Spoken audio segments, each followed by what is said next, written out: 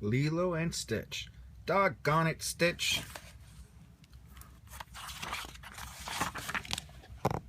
Stitch, an alien who lived on Earth, was sitting in the living room waiting for his friend Lilo to come back home from school. Just then, Lilo burst into the house carrying a puppy. "Hi, Stitch," Lilo said excitedly. My neighbor Liani asked me to take care of her puppy, Rover, while she visited her grandmother.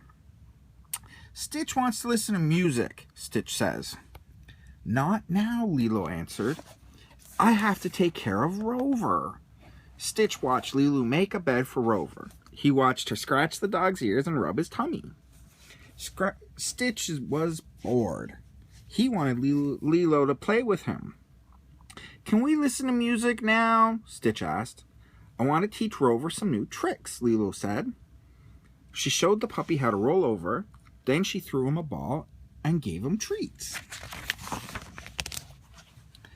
Lilo taught Rover tricks all afternoon, while Stitch watched quietly. The dog learned to sit, to beg, and to stay. "Way to go, Rover," Lilo said encouragingly. "You're a good puppy." She patted him on the head. "Music now?" Stitch asked again. "Later," Lilo replied. "Rover's hungry." That evening, Nanny, Lilo's older sister, came home from work. She and Lilo watched Rover play tug-of-war with the kitchen rug. "Oh, isn't he cute?" Nanny exclaimed. They laughed at everything Rover did. They didn't pay any attention to poor Stitch. Stitch went upstairs. He felt a little sad. "Maybe if I act like a puppy," he thought, Lilo will play with me." He flopped on the bed and went to sleep. The next morning, Stitch tried to act like Rover. He hid Lilo's shoes and chewed up the kitchen rug, but that only made Lilo angry. "You need a time out," she told Stitch. "Go to our room while I take Rover for a walk." Stitch waited until Lilo and Rover had gone. Then he hurried outside and ran towards town. When Lilo and Rover came home, it was time for Lilo to go to her hula class. Lilo couldn't find Stitch anywhere. She wondered why he wasn't home. Stitch loved dancing the hula. "I guess I'll have to go without him," Lilo thought. Stitch still wasn't home when Lilo returned. Lilo asked Nanny and her friend David if they'd seen him. Before they could answer, Cobra Bubbles called. He was a social worker Lilo and Nanny knew. "You need to hide Stitch," Cobra told Lilo. "Two scientists from the Center for Study for Aliens are looking for him. They want to take him to their laboratory." "But I don't know where Stitch is," Lilo exclaimed. "He's gone." "Well, I suggest you find him before the scientists do," Cobra replied. Lilo and Nanny went to town to search for Stitch. David drove to the beach to search. "Stitch has been acting weird all day," Lilo told Nanny. "His badness level was way up. He hid my shoes, he chewed the rug, he acted just like Rover. He sounds like a bad example."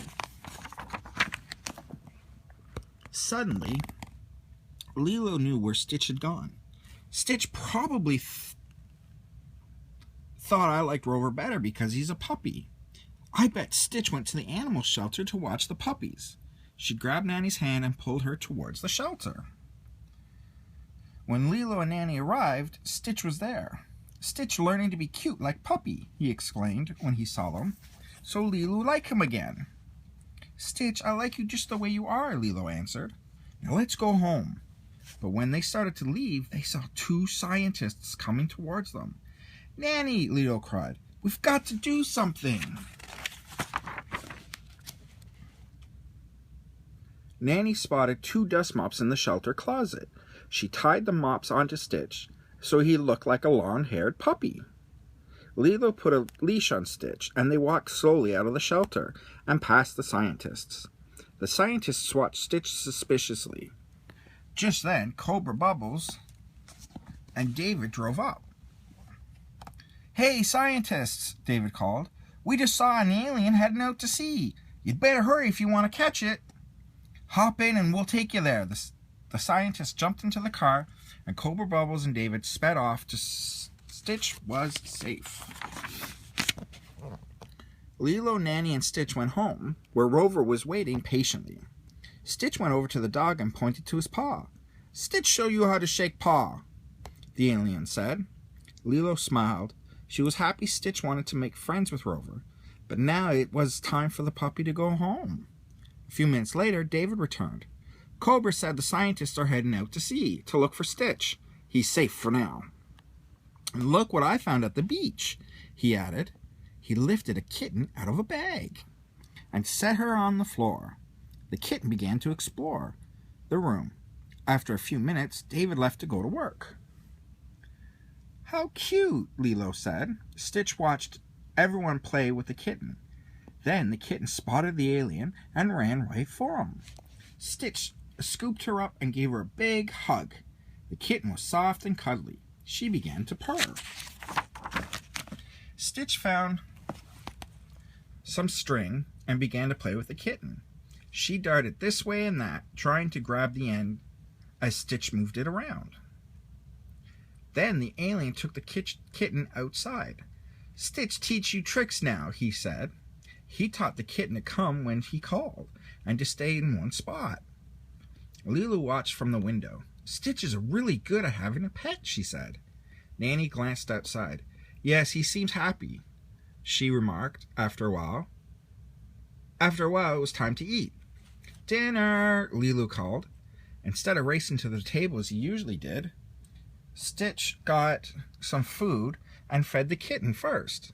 Then he sat down and ate with Lilo and Nanny. After dinner, Stitch played with the kitten some more. But the kitten had had a long day and soon climbed into Stitch's lap and fell asleep. Lilo and Nanny went to the kitchen to frost a cake that Nanny had made earlier. A few minutes later, Stitch joined them. "Can Stitch keep the kitten?" he asked. "I think the kitten has already adopted you," Nanny replied. "You're her family now." "The cake says, 'Onana, Stitch,'" Lilo said. "And you know what that means?" Stitch nodded. "Onana means family, and that means nobody gets left behind." Nanny smiled. "Now let's eat some cake and go to bed. Tomorrow we have to show the kitten her new neighborhood." The end.